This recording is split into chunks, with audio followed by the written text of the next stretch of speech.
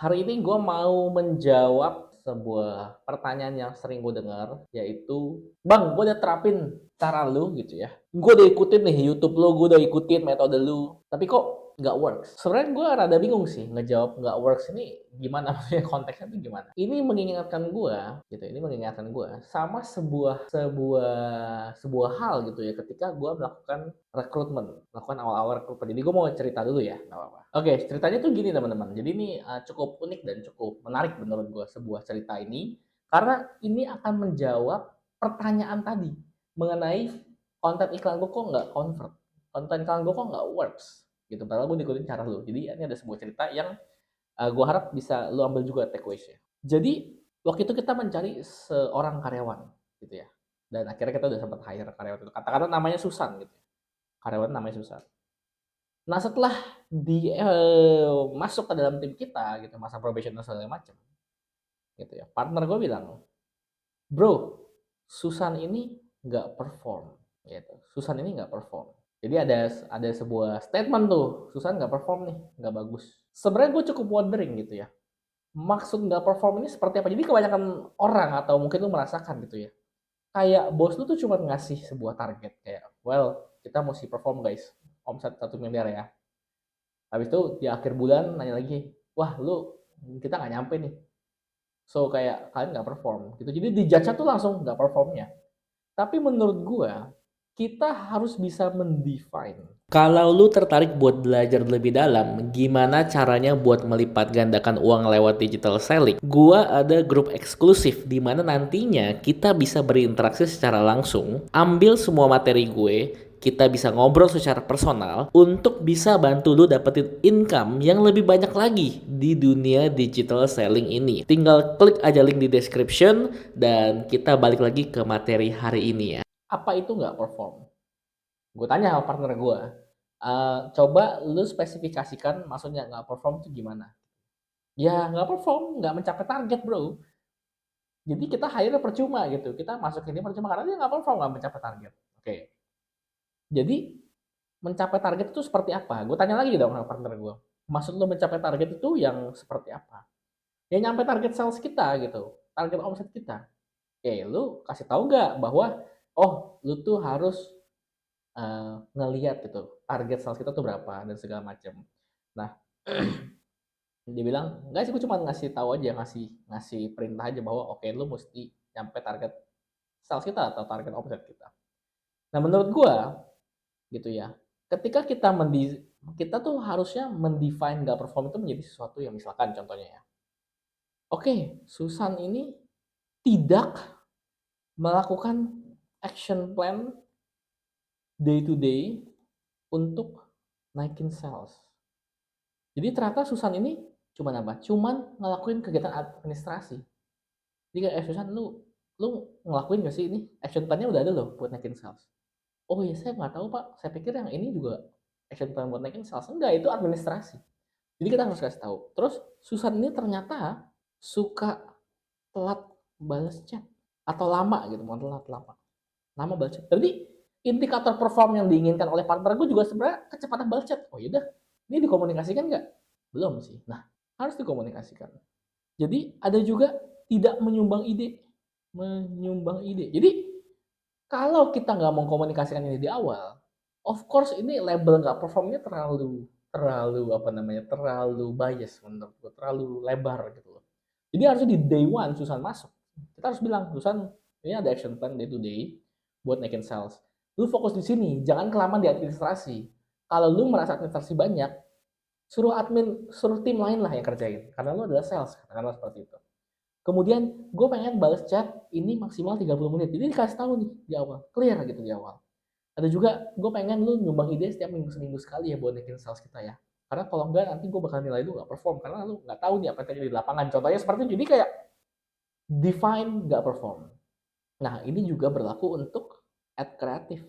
Jadi nggak perform itu seperti apa di ad kreatif? Ada yang merasa bahwa percentage CTR harus di atas 2 nih, itu indikatornya. Ada juga yang CPM-nya di bawah 1.000 misalkan. Oke. Ada yang pengen CTR harus di atas 2%. Ada yang CPM-nya harus di bawah 1.000 nih, kalau enggak apa.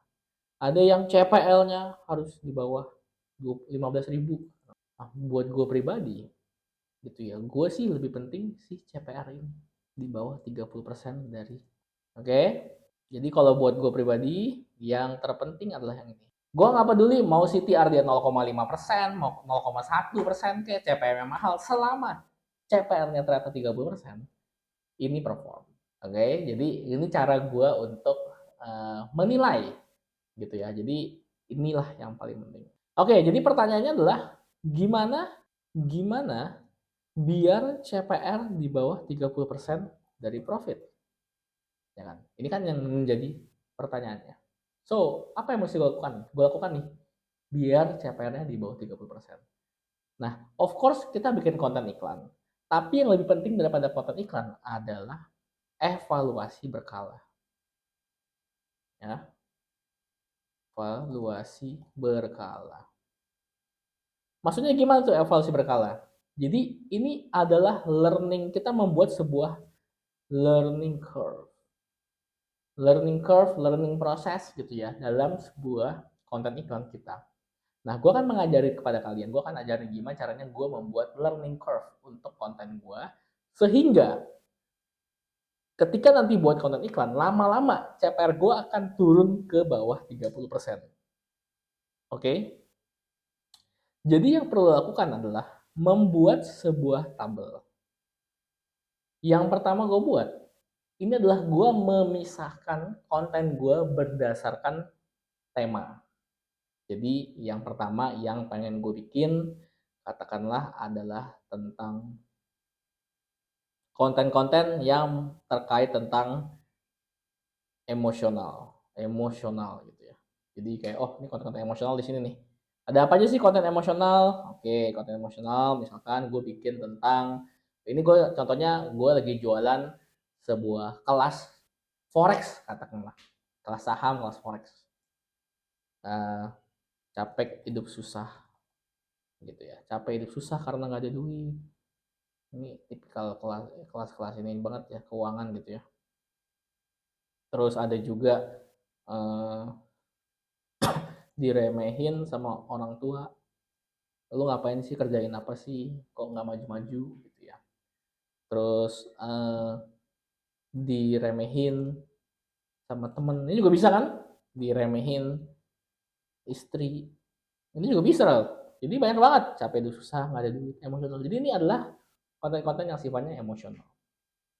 Kemudian di sini gue bikin konten yang sifatnya itu adalah kita bawa mereka ke futures. Jadi kita membuat mereka berandai-andai.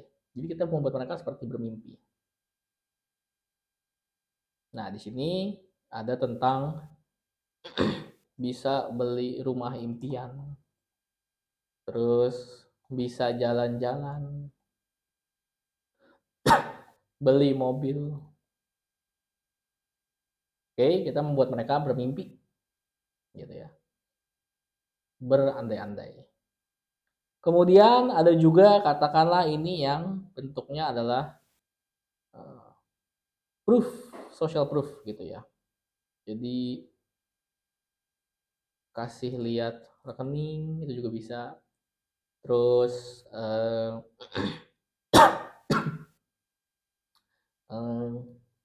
member yang udah berhasil. Ini kan beda-beda nih formatnya.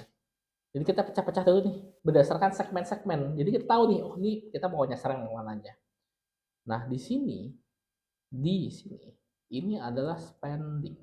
Ini kolom untuk spending ya. Spending. Dan di sini adalah kolom untuk purchase value. Jadi berapa harga yang udah dibeli sama mereka. Kemudian di kolom sini ini adalah untuk profit, dan di kolom ini adalah untuk ROAS. Kalau lu tertarik buat belajar lebih dalam gimana caranya buat melipat gandakan uang lewat digital selling, gua ada grup eksklusif di mana nantinya kita bisa berinteraksi secara langsung, ambil semua materi gue, kita bisa ngobrol secara personal untuk bisa bantu lu dapetin income yang lebih banyak lagi di dunia digital selling ini. Tinggal klik aja link di description dan kita balik lagi ke materi hari ini ya. Katakanlah ini ada satu iklan, capek hidup susah. Kita udah spending 1,5 juta. Gitu ya. Kita udah spending 1,5 juta, terus abis itu kita dapatnya 2 juta. Profitnya cuma 500.000. ROAS-nya juga nggak seberapa. Tapi di sini kita sudah spending 1 juta nih. 1 juta. Terus abis itu dapatnya 3 juta. Wih, 3 juta. Nah, di sini profitnya 2 juta. Nah, berarti kita harusnya tahu nih, oh, angle emosional yang diremehin orang tua adalah lebih works dibanding capek hidup susah. Nah, kenapa gue tahu ini? Karena gue juga sudah melakukannya. Sekarang kita coba cek dashboard. Jadi ini semua sudah ada di dashboard. Jadi gue nextnya nggak bakal hidup, gue nextnya nggak bakal bikin lagi. Angle-angle yang gue tahu ini sudah dicoret. Jadi gue bisa mendengar, gue bisa tahu market itu kenanya di mana. Market itu bakal memberikan gue ini CPR ideal gue kalau gue ngomongin apa, ya kan? Sebagai contoh. Nah ini jadi kalau bisa penamaan iklan dibiasain, penamaan iklan tuh dibiasain sesuai dengan kita punya apa angle. Jadi ini kita punya angle ya. Ini gue bilang angle. Kita punya angle iklan. Biasanya sesuai dengan angle iklannya penamanya. Nah ini sebagai contoh realistis dikit. Nah ini gue ngomongin tentang, oke kita coba lihat realistis dikit. Nah realistis dikit ini sudah spend 1 juta dan dapatnya 2,2 lumayan.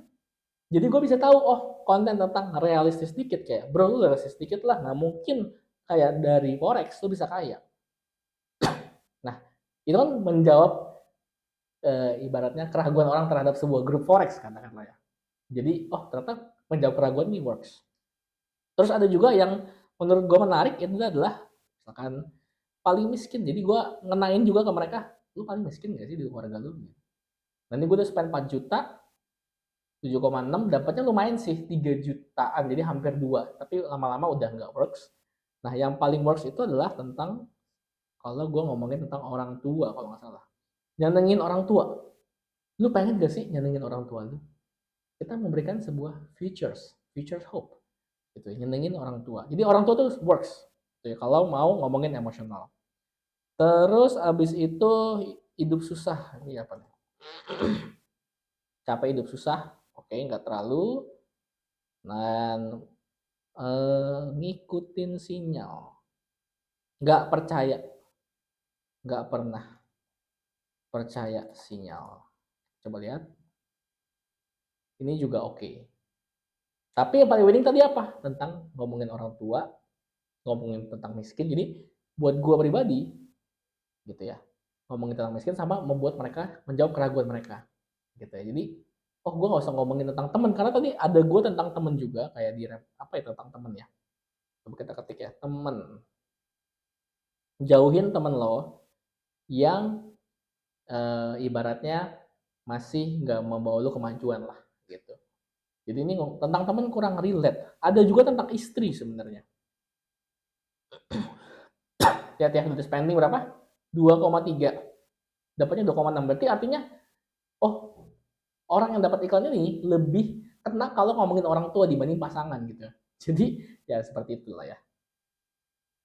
So harapan gue dengan teman-teman sudah tahu gitu ya, melakukan evaluasi berkala terhadap ini gitu. Nah kalian jadi lebih punya gambaran nanti kalau mau buat konten iklan yang mana. Jadi makin lama akan makin works. Nah ini harus terus-terusan diasah, terus-terusan dibuat setiap hari gitu ya. Bikin 3 konten iklan lagi, bikin 3 lagi, bikin 5 lagi konten iklan. Lama-lama pasti akan bagus, akan perfect. So itu dulu aja materi dari gua buat hari ini. Semoga bisa membantu lu untuk mendapatkan uang dari online lebih cepat. Dan see you on the next video.